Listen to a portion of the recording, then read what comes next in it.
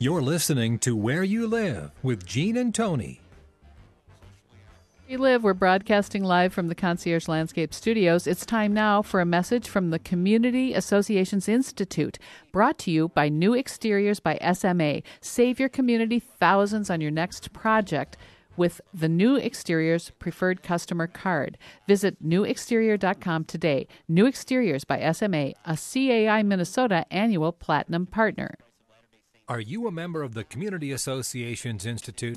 For nearly 40 years, CAI has provided education and resources to volunteer homeowners who govern community associations and the professionals who support them. Visit caionline.org to learn more. That address again is caionline.org. CAI helps community association board members by providing online resources, in-person training, and hard copy publications written by association management experts. CAI offers community managers professional development, networking opportunities, and a certification program that's established as the industry standard nationwide. Minnesota has its own chapter of the Community Associations Institute to bring resources and tools from community associations around the country right to your home. Visit CAIMN.com to learn more and become a member of CAI today. Your community and management company will benefit from your involvement. Join the Community Associations Institute today at CAIMN.com and click on Membership.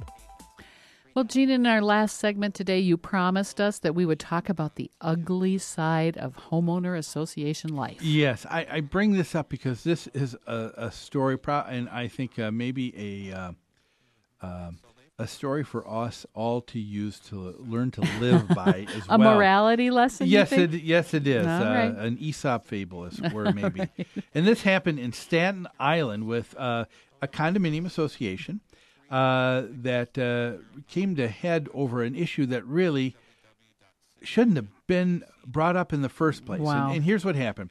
On December 14th this year, there was the case of the Staten Island seniors who reached a settlement with the Elmwood Park Home Condominium Association. It was over these unit owners' ability to meet in the lobby and chat during the afternoon. Okay. It says that it was a case that should never have come to court at this pleasant-looking condo complex on Staten Island. There were 5 retirees who gathered on and off to shoot the breeze after dinner. In the warm weather, they'd go outdoors, on the sidewalk, just out in front of the doors. One evening, though, after one of the homeowners, one of the 5 retirees, exchanged some acerbic words with a board member, and this is back in February of 2009, the board all of a sudden began issuing fines forbidding those seniors to gather in the common areas. And the issue escalated to include police who visited as well. Oh, no. And what happened was that this past November, Judge Judith McMahon of Richmond County Supreme Court had to literally lay down the law. You had a case here, Tony, where you had these 5 guys were represented by an attorney. The association board was represented by an attorney. Okay. They started talking and giving their arguments during the time. This guy who, at first, when I was first reading this, and I thought, man, he says something offhandedly, and a board member is really coming down pretty hard by. So there was an exchange of yeah. something between one of the guys and a board member, and all of a sudden, all these hell breaks fines loose. and all of this takes place, Wow. right? But now they're in court, and the attorney who's representing these 5 guys, this one guy, starts talking constantly, lipping off in court. He's shooting off his mouth in court. Yes. This is the same guy that shot off his mouth to the board member. Yes, and so the attorney says to him, why don't you please leave? You're not helping the case any. Dismiss yourself. Yeah. He instead was so incensed, he went before the judge and he asked the judge if he could represent himself.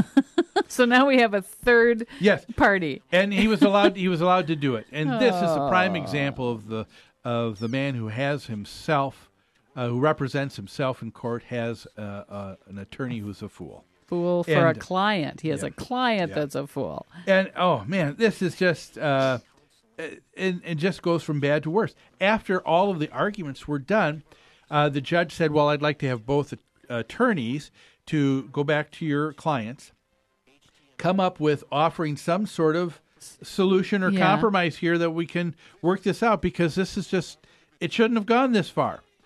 Both attorneys turned to the judge and said, Judge, we'd like to respectfully decline on doing that.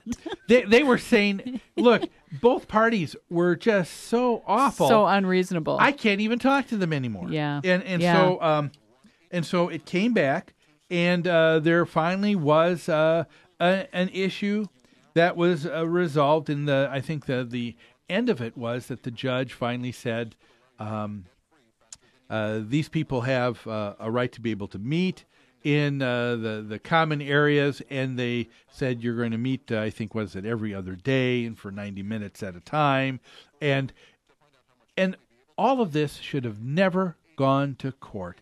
The idea that here are homeowners who are digging in their heels, spending their money for this, board members who spend the association's money over something like this, a lawsuit like this. This should have never been brought up in the first place. No, and the judge finally had to make the decision because these two parties or three parties could not come to any kind of compromise on this very, very simple thing. What the judge decided, I mean, she got very literal. This group could use the lobby with no restrictions 2 days a week for 90 minutes each day, plus the studio apartment was a conference room available to the board. Yeah. 90 minutes at a time for that, too. Why does something have to go to this? We're dealing with people who are adults, and unfortunately, in the world of homeowner associations, people don't act like adults. Not always. But you know what? This just doesn't happen here. There are those same adults in rental communities, and they are the unreasonable people in rental communities. And there are people that live in single-family homes, and guess what? They're the unreasonable It's the cranky guy in the neighborhood. That's too true. Yep. Well, that is all the time that we have for. Again, just one reminder, give us a call at New Concepts 952-922-2500 if you would like to have that checklist of how do you know when your governing documents need to be amended. Ask for that. And until next week, everybody, have a great rest of the weekend, and we'll see you next Sunday.